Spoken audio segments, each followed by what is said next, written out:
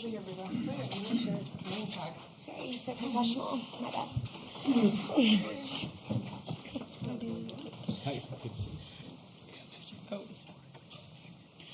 All right, we'll go ahead and get started. A reminder to please silence your cell phones, and then once you get the mic to ask a question, please give your name and affiliation. This will basically be open to questions for anybody once we get going here. So I guess we'll start. George, I think you had your hand up first. Awesome. George Stoya, Soonerscoop.com. This is for Alyssa and Jada. You guys have a lot of energy, especially after walks sometimes. Sometimes you guys celebrate your walks maybe more than home runs. Where do you get that energy from, and how does that maybe rub off on your team, Patty, as well? Alyssa, you can go first. I just think, when you really think about the game, walks are so important, and that's something that we stress, especially as an offense, of how getting runners on is runs. And so to us, we're going to celebrate it, and we're going to celebrate it really hard.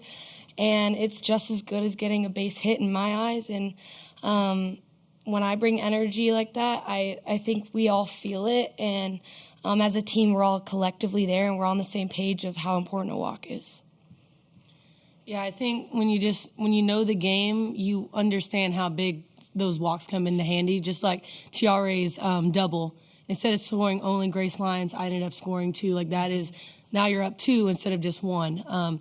But yeah, celebrating those little things is the same thing as getting a hit. I didn't get out. I didn't have to walk back to the dugout. So I'm on first base, and that's all I need for my team. Well, one thing I've told these guys is you must be unapologetic about the energy and the celebrations that you have, because women have worked so hard to get here, yet still get judged for those things. And that's the way we play, and that's what people enjoy. Or you don't. You either like it or you don't, but we're not going to apologize for these players knowing the game and celebrating it the right way. Okay, we'll go second row right. Jana Bardall with The Athletic. Grace, I want to start with you. As a veteran on this team that's been here for the other 2 championships, if you think back to when this tournament started, what did you guys need to work on to get back to this point? And Patty, if you could speak to that too. I think it starts way back in the fall. The hard work that we put in, we all know how hard our falls are. Battle series, playing against each other, that's what sets the tone for the rest of the year. And if we know that we can compete at that high level in practice, the game comes naturally. And you can see with a couple tough wins in postseason, just knowing how to compete with adversity and almost feeling like a loss but not actually losing. That's a really cool feeling for us to be challenged with early on in postseason. And then now is when you just got to be gritty. We're tired. People can say that it's long days. Those are just excuses that people could have at this point in the season. But we practiced that in the fall. And I think now is just when we can go out and compete with the abilities that we've been given and not press too much because the hard work's already been put in. I think Grace said it best. I think October was a big time for us. And to be honest, it hasn't been rosy and wonderful. In the fall, we had to learn a lot. I had to learn a lot. We had a lot of newcomers. People I don't know they really realize that. We had 8 newcomers, and that's almost half of our team. So there was a lot of learning, a lot of getting to know each other, a lot of good leadership as well, a lot of expectations of what our program is like, and newcomers and some kids from the portal coming into a new program that they're not used to. So we had a lot of work we had to get through in the fall, and I think it's without question paying off now. We'll go third row left. Lee Dobbins, rounding third softball. Coach, the off day is obviously something that's fairly new to the schedule. Can you talk a little bit about your team's schedule today, like some of the things you might be doing to keep the team focused, relaxed? Just kind of step us through fairly quick on what the schedule looks like. They were, this morning had a nice ice bath, so I know that they're awake. And it's pretty chill, really. We just, we're here doing this. eat lunch. We're going to go back to Norman and get some practice and get into some video and so forth. And they've had a lot of time these last couple of days with their families, which I know is very important to them. So again, having a veteran group, a good group of leaders to make sure that everybody knows what they're doing and doing it the right way makes a big difference. So I give them I ask them, what do you guys want? How do you want to do it? I give them those options because they've been here and they know what works. We'll go back. Eli, sorry, third row. Eli Letterman, Tulsa World. Patty, February 8th of this year, you would have been about to kick off your season in Irvine, California. If you can think back to then, what was the question you had about this group for any confidence you might have had? What was the question that needed to be answered for you at that point? What's wrong, you guys? What's going on? I think our first weekend, there were just a lot of big eyes. So we won. We played okay, but there was just, the groove was different because we had always been playing against each other. And now we're all in one dugout, and it's just different. Like, I guess we should have practiced all being in one dugout and what it felt like. So it was not what I expected. And I think they would tell you if you look back, I mean, we got through some games, but we were not even close to being we were close to being ready, but we weren't, I wouldn't say our first weekend, completely ready. And we could look back and learn. We've learned a lot of things. I had to learn a lot about them. They had to learn a lot about who's playing next to them, because when we're in those battle series or whenever I'm doing practice, a lot of times the full starting infield is not together. They're split in half. And so I felt a little bit of, wow, this is newer. You feel a lot of newness on this team. But again, you just need time to allow these upperclassmen to lead them in the way that they know this whole championship mindset process is supposed to look like. And I put it to any of you guys, the players. Patty said you had a lot to learn at that point. What is this particular season? You've had different journeys to get to this point, but this particular season taught you, or what have you learned over the course of it? I think it's been cool to embrace so many different personalities. I don't think I've ever been on a team where there's so many unique people, and I know we talked about this earlier this week, of how everyone's so different, but we all gel some way or the other. And I think that has made it so much fun. We may not be hitting as many home runs as last year or things like that, but we are making memories. We are gelling as a team, and that's what makes this season super unique and something I'll never forget for my last season, of just how we were able to gel so many different people together. And at this point, you know, we're united, and we're excited for anyone to come through at any moment. Like, that's where the trust that we built comes into play, of we're so excited for anyone's success, and we have full confidence that anyone can do it. Pitchers, hitters, defense, like, we've got that trust with everyone.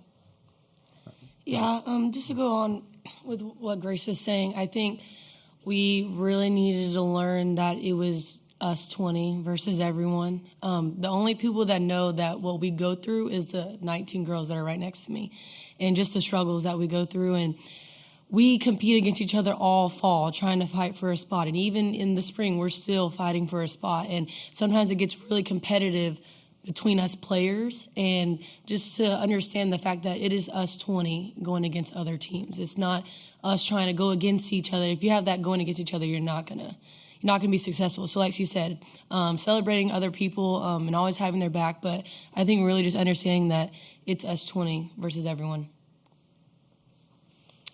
One thing about this season that I've really noticed is how much joy we have as a team. I know Lions touched on it a little bit, but this is honestly the most fun I've ever had. And like she's saying, we have some of the craziest memories together, and it's some of those things that you look back on later in life and you're just like so grateful.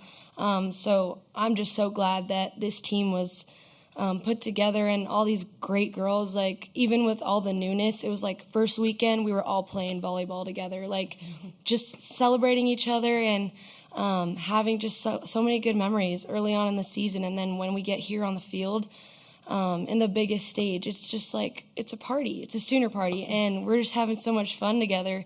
And I think that's where our joy comes from. And you see that in all the big smiles that we have on the field and just how much we love up on each other. Right, we'll go to front row on the right, Bob. Yeah, Patty, a lot of us were there in mid-March. Florida State came to Norman, and how important that game was. How big was that game for this team in terms of learning and growing? And was there ever a point where you start to realize, you know what, we might see this team again in the championship series? It's too early for me back then to even care about any of that except really worrying about our team. It was a good matchup. It was good for fans if you were watching. They're very well coached. They're hardworking. They have some returners who have been through this. So they're very similar to us. I do. Am I surprised that we're both here? No. But they're very similar. But we are a different team than we were in March, as are they. So we know we're familiar with names and their style, but we've got to go back to the drawing board like we haven't seen them before. We'll go to back row left. Alex Scarborough with ESPN. For the players, I know you talked about keeping the joy of the game, but I'm curious, it's a long season, right? And you guys have had the target on your back the entire time, the win streak being number one. How do you handle the unique pressure that comes with that? How do you keep the joy for so long when anxiety seems like a thing that could very easily set in? Well, the only way that you can have a joy that doesn't fade away is from the Lord. And any other type of joy is actually happiness that comes from circumstances and outcomes. I think Coach has said this before, but joy from the Lord is really the only thing that can keep you motivated, just in a good mindset, no matter the outcomes. Thankfully, we've had a lot of success this year, but if it was the other way around, joy from the Lord is the only thing that can keep you embracing those memories, moments, friendships, and all of that. So that's really the only answer to that, because there's no other way that softball can bring you that, because of how much failure comes in it and just how much of a roller coaster the game can be. 1,000% agree with Grace Lyons. I went through that my freshman year. I was so happy to win the college. I've talked about this before, but I was just so happy that we won the College World Series, but I didn't feel joy.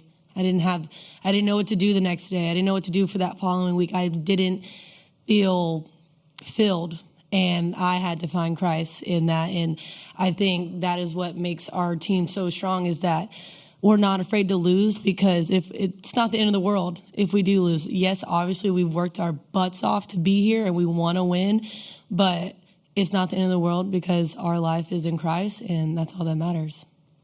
Yeah, I think a huge thing that we've really just latched onto is eyes up. And you guys see us doing this and pointing up, but we're really like fixing our eyes on Christ. And that's something where, like they were saying, you can't find a fulfillment in an outcome, whether it's good or bad. And I think that's why we're so steady in what we do, and our love for each other and our love for the game, because we know this game is giving us the opportunity to glorify God. Mm-hmm. And I just think once we figured that out and that was our purpose and everyone was all in with that, it's really changed so much for us. And I mean, I know myself, I've seen so much of a growth in myself with once I turned to Jesus and I realized how he had changed my outlook on life, not just softball, but understanding how much I have to live for, and that's living to exemplify the kingdom. And I think that brings so much freedom.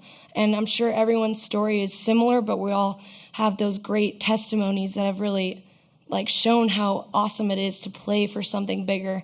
And I think that's just what brings me so much joy. And no matter the outcome, whether we get a trophy in the end or not, this isn't our home. And I think that's what's amazing about it, is we have so much more.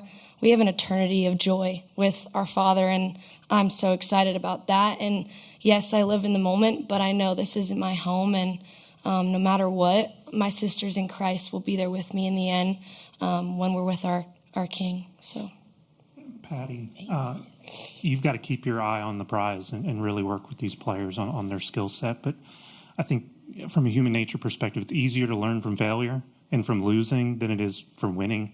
How do you try to stay on top of these players and keep them improving throughout the year when there is that kind of challenge within there?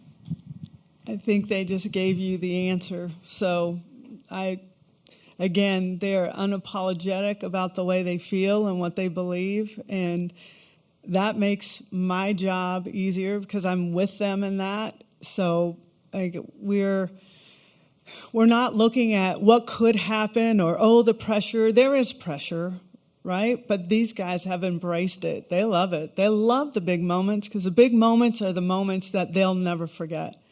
And how it happened, and when we come back 10 years from now, they're going to laugh and remember some fun times and so forth, but they just don't break because they have the right mentality about the way they play the game.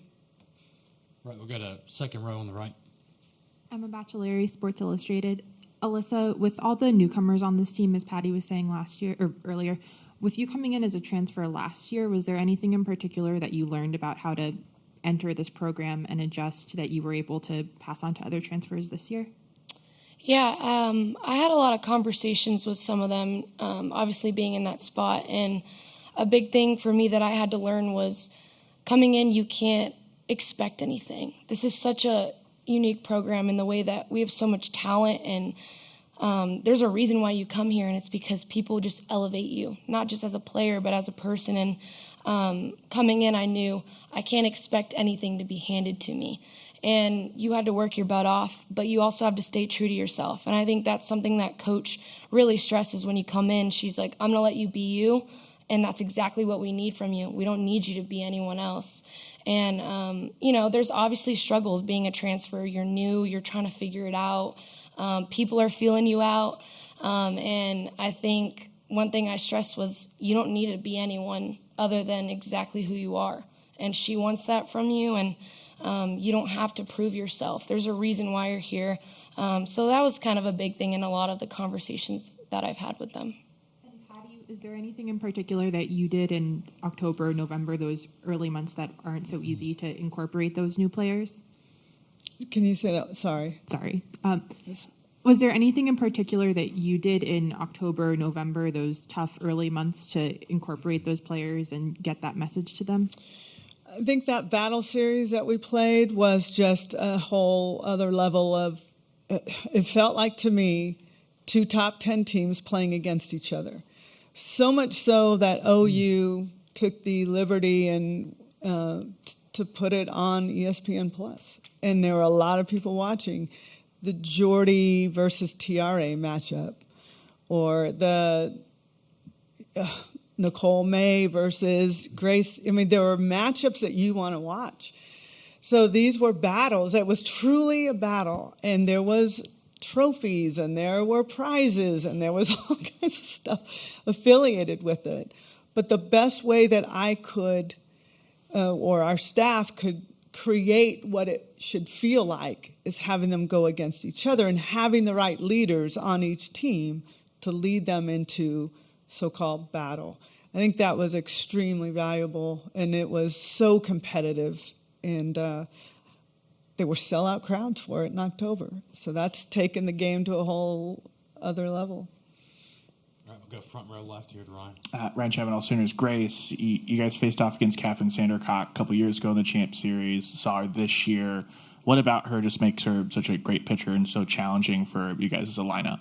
Yeah, she's such a competitive pitcher. I think we've seen a lot of competitive pitchers this year, but, she has a really cool just way she pitches. She does a lot of different things and keeps hitters on edge. So I think we're just excited to get her best and Florida State's best, because it's going to take a complete team on both sides to win a series. It's not just one pitcher, and it's not just one hitter on our side or anything like that. So I think we're excited to bring complete teams on both sides and just compete against each other. And I think it's just going to be a battle, just kind of the theme of the fall and all that. It's going to be a battle in June, and we're excited for that. We have seen them before, but also we can't treat it like we've seen them before. It's a brand new team on both sides, so we're just excited to prepare and give them our best. All right, we'll go to front row, right, Jesse. Jesse Gritton, OU Insider. Jada, you guys have had some battles recently, with Clemson, Stanford, where, they're going down to the wire. You guys have to find ways to make plays to win. Just how important were those experiences and you guys finding ways to win heading into this week? And Patty, along those lines, how important is it for you as a coach to have those experiences and see your players make plays going into this series? Yeah, those games are the best games. I won't forget that Clemson game, and I probably will never forget that Stanford game. But just knowing that we're never out of it. I mean, y'all probably heard Hanson say that a billion times, but we're never out of it. And just the fact that we get down to 2 strikes, 2 outs, and that we can come through at any time, I think that just builds confidence in our team that if we have another out, if we have another strike, we still have a chance. It doesn't matter what the score is. And just having that confidence with each other, and it doesn't matter who's up to bat. We have a freshman coming up to bat. Jossie came up right after Tiari, and she could have easily got another base hit. But just knowing and just having that confidence in each other. I would say that the beauty of this team is they never panic, and they always believe that whatever the circumstances, are going to get through it. And I think the Florida State feels the same way. That's why I think you're going to see a really outstanding championship series. It will be truly a battle, and there's a lot of things that are going to be at stake in the way of who can pitch better, who can get the timely hits, all those things. This is not run rule territory here. This is just, it's going to be fun. I'm going to tell you, these players love this stuff. They would rather have a team that looks like them and play against them than anything, because we love when people can bring out our best. And Stanford did that, and Clemson did that, and lots of teams throughout the season. And we appreciate it because it makes us learn, it makes us work. And there were a lot of people like, oh gosh, I wish you had another loss so you could learn from it. I'm like, what do you want? Okay, everyone go up there and just stand there. Don't swing the bat. I mean, we can learn from close wins. We can learn from anything we do if we choose to. We don't take winning for granted. We take lessons every time we play, and we make ourselves better. Okay, Ryan will be our last one in the front row. Ryan Aber from the Oklahoman. For each of the players, you heard Patty earlier talk about sort of being unapologetic and celebrating wins and in the enthusiasm that y'all played with. We've seen that here the last few years. How do you react to maybe some of the criticisms that go along with that? And do you feel like there is a double standard? I think we've seen so much on social media, but I think the great thing is we can put our phone down and not even look at it. But I think understanding that no one's ever going to be happy no matter what, you can't satisfy anyone, and that's not why we play this game, and that's not why we're here doing what we're doing, is to satisfy anyone. So I think for me, I'm going to stay being who I am and stay true to who I am, and if that passion that I have offends anyone, it's just kind of like, okay, I'm not going to allow anyone to kind of change my game, and I think that's a huge thing that we stress here is there's a reason why we have an excellence and a standard here, and that's because we have never changed for anyone exactly who we are.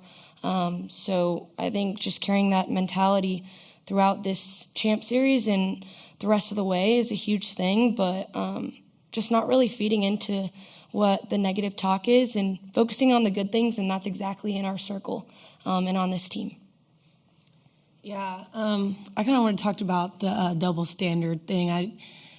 I really don't get it. I feel like we are continuously, softball in itself are just breaking barriers. I've seen it with my own eyes, and I feel like it's just very disappointing to just see people just trying to tear us down in that type of way. Maybe not tearing us down, but just kind of making it into a negative light when you're seeing the MLB players do the exact same thing, or the NBA or NFL throwing their helmets and having emotion. Like, why can't we have emotion? We're at the same stake as them. We're athletes just like them. Why can we not wear our emotions on their sleeves? Like, But I just think that's kind of disappointing. And like she said, like I try to stay off social media because that would fire me up and make me just want to do it even more, to be honest. But no, it disappoints me on the double standard and just seeing how male athletes slide with things and how female athletes don't. And hopefully that stuff will change very soon. And I just think kind of as the leader of this team and taking on all of our different personalities, we never mean it disrespectfully or against anyone else. Like they're saying, it's in our circle. So what we do is to bring passion to our own circle, and it's never against anyone else. So I just want to say that's not how we play. People may take it that way, but it's all for our own joy and passion, never to tear down anyone else. That'll wrap things up. Thank you, Oklahoma. All right.